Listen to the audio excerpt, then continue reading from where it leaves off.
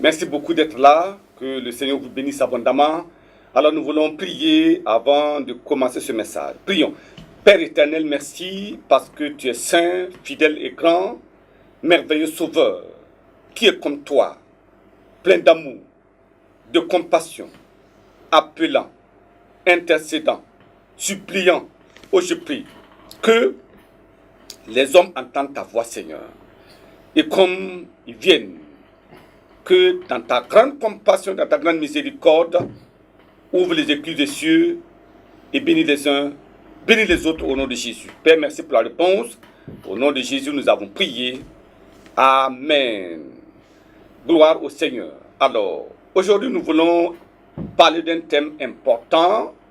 Il est intitulé « L'amour désintéressé pour un monde en dérive ». C'est très important. L'amour désintéressé pour un monde en dérive. Sortez de chez vous, restez à la porte et observez. Sortez à la porte de votre bureau, observez. Allez dans les rues, observez. Ouvrez les journaux, lisez. Allez n'importe où, regardez à la télévision et voyez. Écoutez à la radio et vous entendrez. Le monde est en ébullition. Mais pourquoi? Jérémie chapitre 17, le verset 1. La Bible dit, le péché de Juda est écrit avec un burin de fer,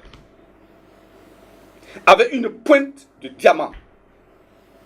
Il est gravé sur la table de leur cœur et sur les cornes de vos autels.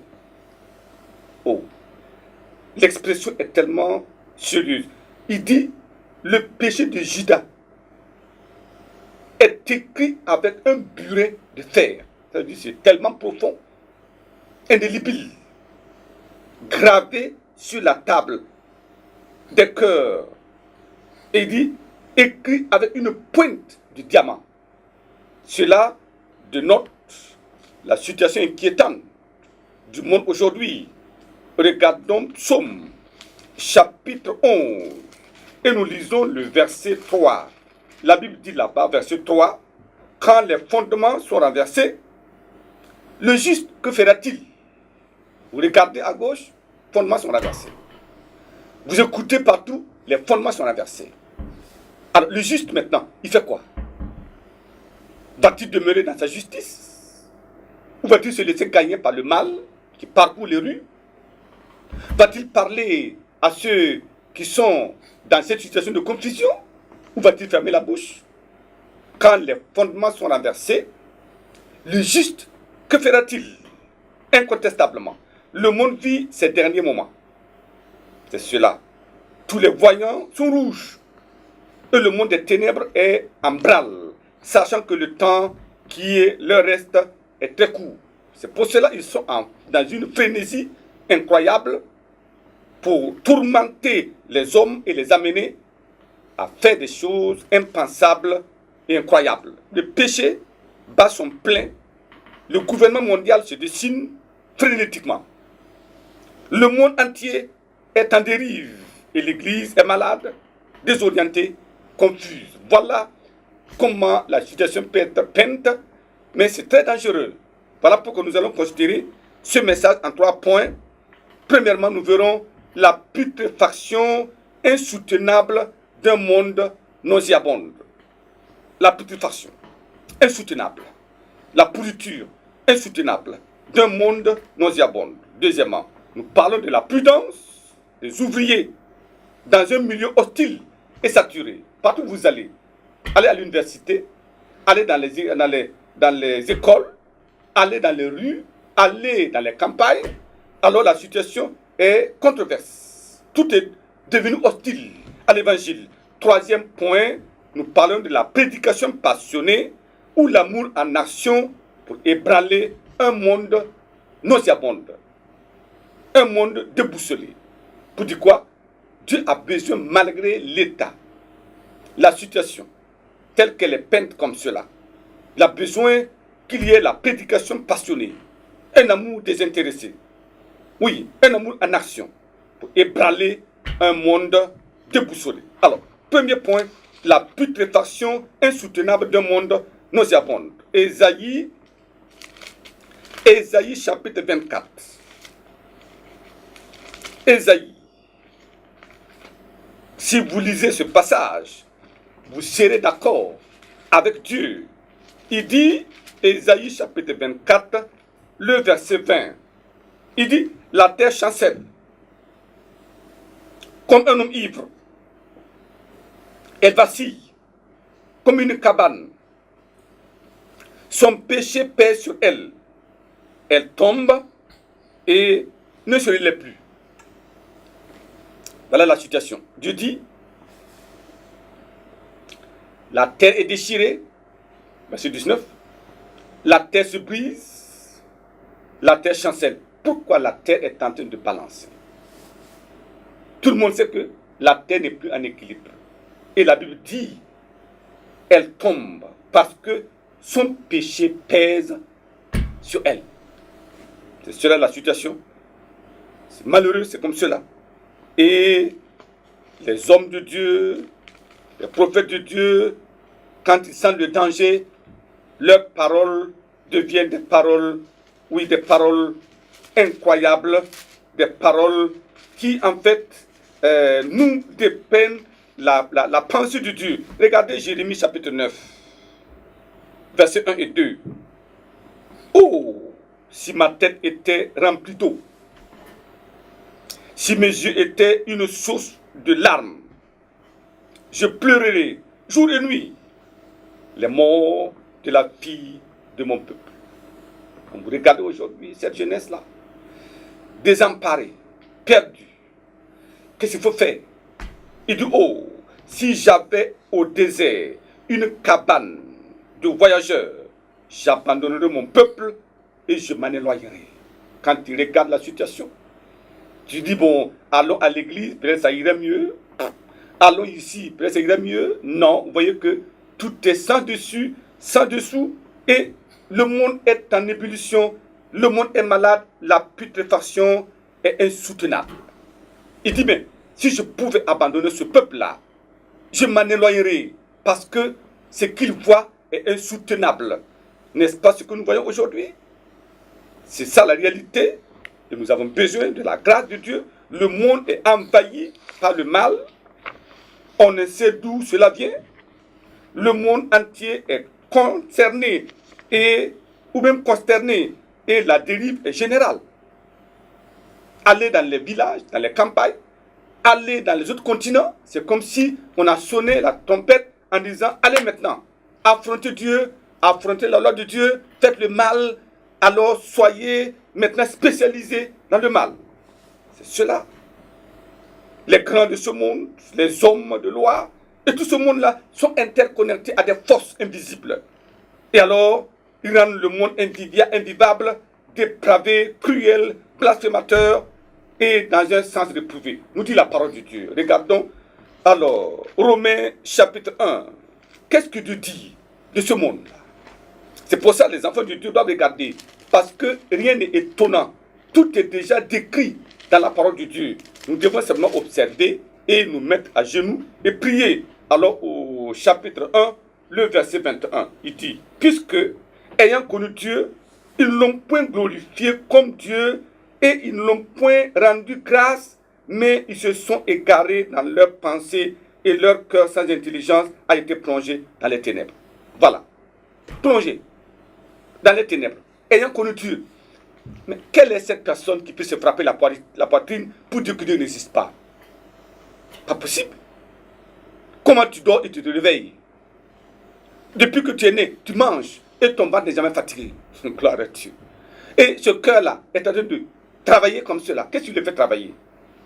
Tes yeux regardent et regardent les choses distingue les couleurs. Ton empreinte digitale est unique. Ça, dans le monde, 7 milliards de personnes avec une surface de combien de centimètres carrés? Même pas 1 centimètre carré. Et Dieu peut dessiner 8 milliards de personnes dans cette pomme. Et les étudiants et les scientifiques disent que le fond de l'œil, aucun fond de l'œil ne se ressemble. À tel point qu'on peut mettre des systèmes monétaires, à tel point que tu arrives seulement, tu regardes et la banque te permet de prendre ton argent parce que tu es unique. Quand tu es identifié, il n'y a pas une autre personne comme toi. Je prie que nous comprenions que ce Dieu est grand et qu'il est le créateur et que nous puissions revenir. Pourquoi se spécialiser dans le mal, dans le péché, oubliant que ce Dieu est là? Il est là. Regardez le verset 24. La Bible dit, c'est pourquoi Dieu les a livrés à l'impureté, selon les convoitises de leur cœur, en sorte qu'ils déshonorent eux-mêmes leur propre corps. Ils déshonorent leur propre corps. Imaginez aujourd'hui ce que nous voyons comme abomination dans le monde. La dérive est totale. La terre s'écroule à cause de ces sacrilèges. Nous avons besoin de comprendre cela.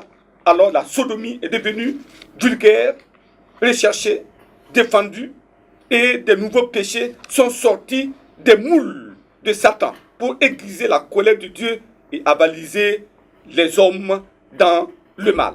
Non, je prie que nous comprenions que le temps de se réveiller est arrivé, que les croyants comprennent que nous ne sommes pas dans ce monde pour nous laisser prendre par ce monde, mais pour changer le monde.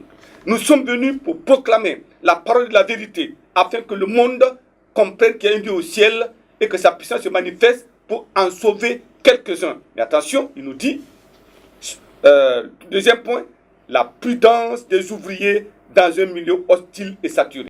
Nous allons, mais avec la prudence, nous dit le Seigneur. Regardons 1 Corinthiens chapitre 11. Le monde est cruel aujourd'hui.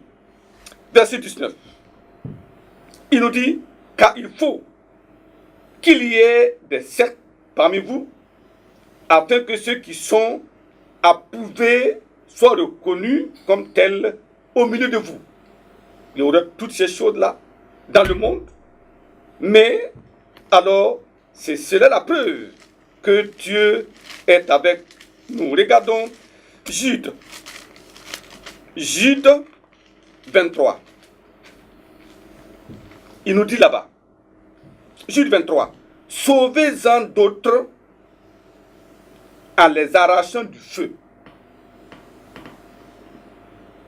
Ça veut dire quoi? Et pour d'autres encore, ayez une pitié mêlée de crainte, haïssant jusqu'à la tunique souillée par la chair. Les gens sont devenus cruels. Ils n'ont pas peur de Dieu. Ils n'ont même pas peur de l'enfer. Ils sont arrivés à un point de non-retour. Et ces personnes ont décidé librement d'aller se jeter dans le feu de l'enfer. Ces personnes sont hostiles à l'évangile. L'évangile les énerve. Voilà pourquoi les enfants de Dieu, dans ce milieu hostile et saturé de puissants démoniaques, doivent veiller et prier. C'est cela, nous devons veiller et prier. Alors, avec foi, nous devons adresser à Dieu des prières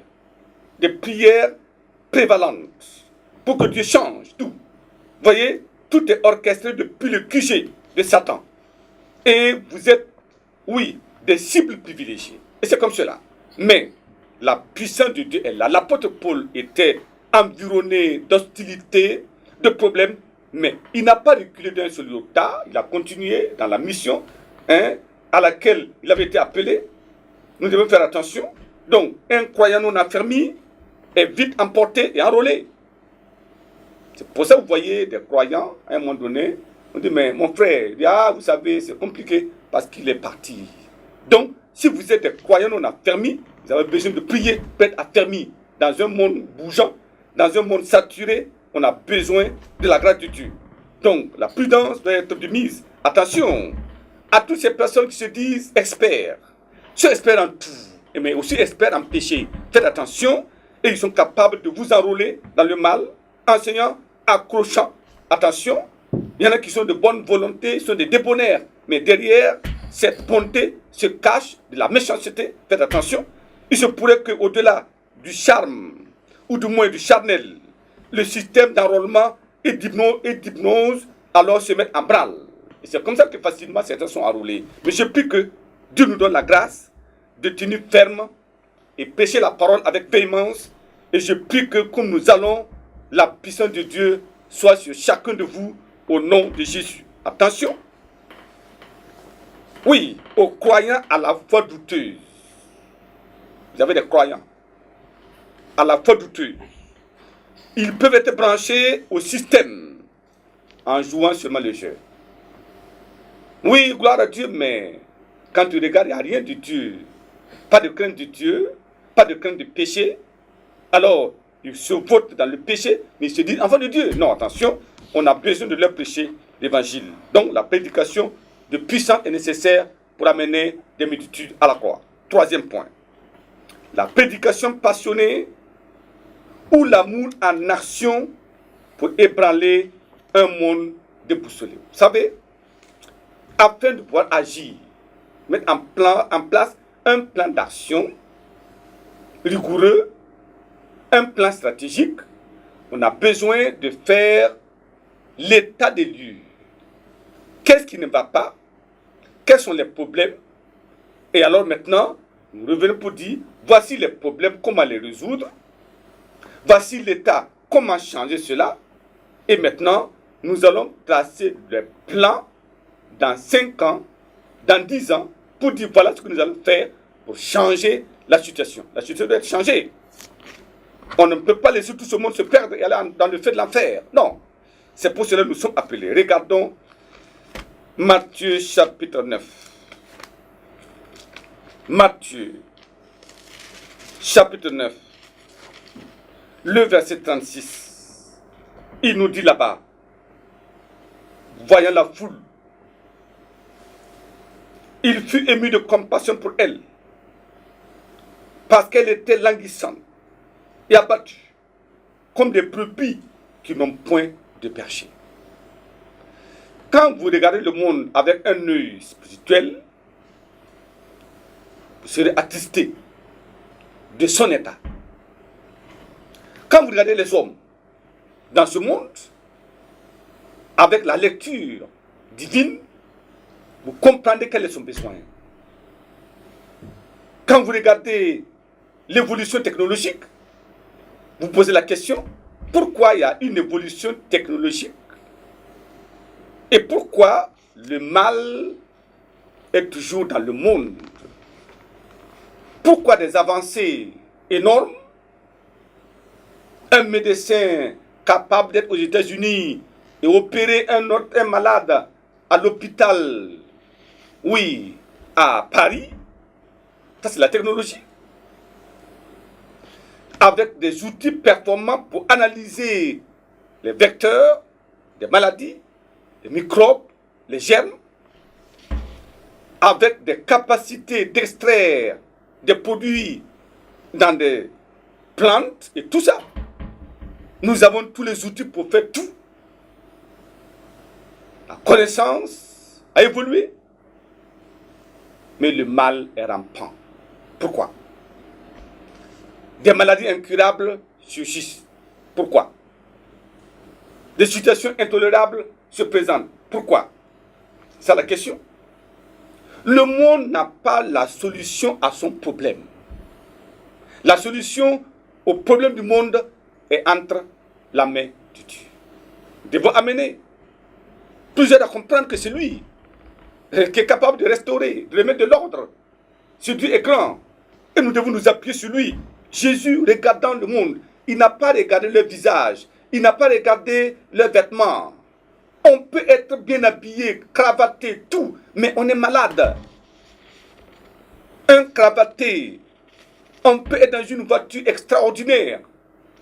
Mais comme disait quelqu'un, cette voiture est climatisée, mais à l'intérieur, il est en train de suer. Pourquoi? Il y a un problème qui dépasse l'intensité de la climatisation dans la voiture. Ils n'ont pas la solution. L'argent ne peut pas les aider. Rien, aucun. Seule la parole puissant de Dieu, seule la grâce salvatrice de Dieu, seule l'autorité conférée de Dieu est capable de changer, de transformer l'intérieur de l'homme. Le cœur de l'homme est tortueux par-dessus tout. Et seul Dieu peut connaître ce cœur et apporter le changement. C'est pour cela que nous avons besoin de la parole. Nous avons besoin de Dieu. Il dit, voyant la foule, il fut ému de compassion parce qu'elle était languissante, abattue, comme des brebis qui n'ont pas de berger. Imaginez des bergers sur la montagne là-bas. Imaginez des bergers sur la montagne. Et il abandonne les brebis. Et les brebis maintenant sont sans berger. Mais les loups vont en manger. Les lions, les hyènes vont en faire leur proie. Et Jésus regarde ce monde. C'est cela. Alors, qu'est-ce qui faisait courir le Seigneur? Il allait de lieu en lieu, dans les campagnes. Pourquoi courait-il? Et les apôtres, pourquoi couraient-ils? Vous voyez, un croyant sec d'amour est un parvenu dans le royaume. Sec d'amour. Vous n'avez pas d'amour pour les pécheurs. Non, c'est un parvenu. Ses larmes sont éloignées de ses yeux et son cœur est plus dur que le roc.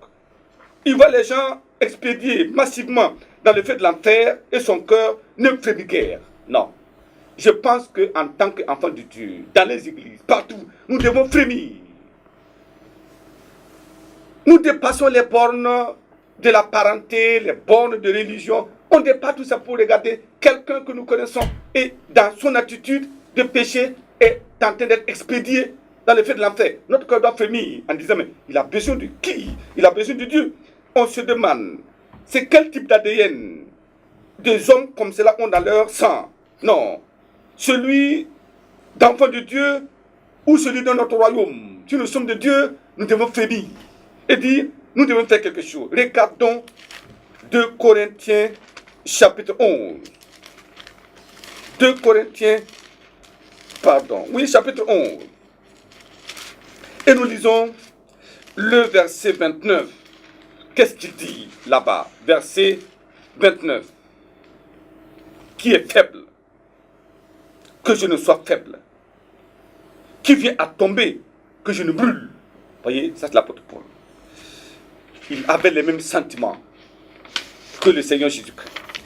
Voyez les pécheurs, dans leur péché, il était prêt à mourir même pour eux. 1 Corinthiens chapitre 9. 1 Corinthiens 9. Le verset 22. 1 Corinthiens 9, le verset 22. Non? Il nous dit, j'ai été faible avec les faibles, afin de gagner les faibles. Je me suis fait tout à tout, afin d'en sauver de toute manière quelques-uns. Ça, c'est le cœur d'un enfant de Dieu, qui sait pourquoi il est dans ce monde. Voilà un autre. Jérémie. Jérémie chapitre 20. Quel est notre cœur en tant qu'enfant de Dieu, connaissant la sévérité de Dieu? Jérémie 20, verset 9. Il dit, si je dis, je ne ferai plus mention de lui, je ne parlerai plus en son nom, il y a au-dedans de moi comme un feu dévorant qui est enfermé dans mes os, je m'efforce de le contenir et je le puis. Comment tu peux ne pas parler de Jésus? La solution au problème du monde, le sauveur du monde, le rédempteur, le crucifié, l'agneau de Dieu, celui qui sauve et qui délivre à ce monde perdu. Non, nous devons aller partout, dans les campus, dans les quartiers, dans les écoles. Nous devons parler à ceux-là, dans les villes, dans les campagnes, en disant, il y a un sauveur qui a donné sa vie pour vous. Alors ainsi, la parole de Dieu va ébranler les puissants des ténèbres.